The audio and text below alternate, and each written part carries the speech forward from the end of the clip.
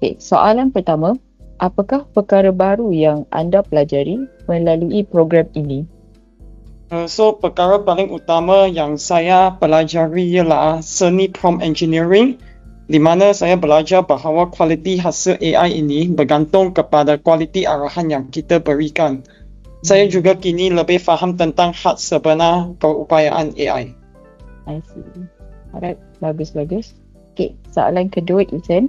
Bagaimana penggunaan AI membantu anda berfikir secara kreatif dan inovatif? AI bertindak sebagai rakam brainstorming yang sangat pantas untuk mengatasi kebuntuan idea. Ia membantu menyediakan draft awal dengan cepat supaya boleh membolehkan saya tenaga untuk menambah nilai kreatif.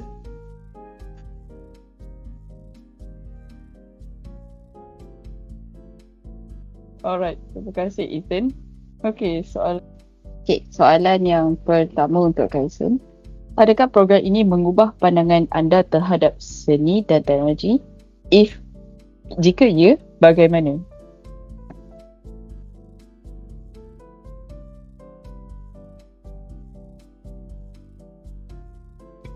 Tidak terpisah kerana alat teknologi dapat membantu kami untuk memikirkan secara kritis dan menjadikan hasil ciptaan lebih bermakna. Alright, thank you. Okay, soalan yang kedua, pada pendapat anda, mengapa seni inovasi penting kepada generasi masa kini? Pada pendapat saya, seni inovasi penting kepada generasi kini kerana ia menggalakkan kami berfikir secara kritis, menyesuaikan diri dalam dunia yang sentiasa berubah. Seni inovasi ini membantu kami untuk menyelesaikan masalah dengan secara lebih berubah dan tidak tetap supaya dapat mencipta penyelesaian yang baharu.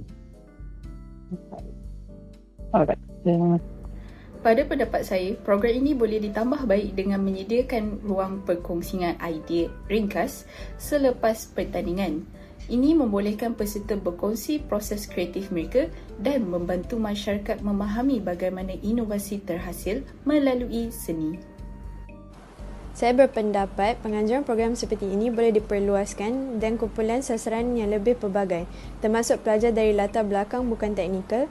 Pendekatan ini dapat menunjukkan bahawa seni berinovasi terbuka kepada semua. Selain itu, penyediaan panduan ringkas atau bengkel pendek berkaitan penggunaan AI secara beretika boleh membantu meningkatkan kefahaman masyarakat bahawa teknologi dan seni boleh digabungkan secara bertanggungjawab.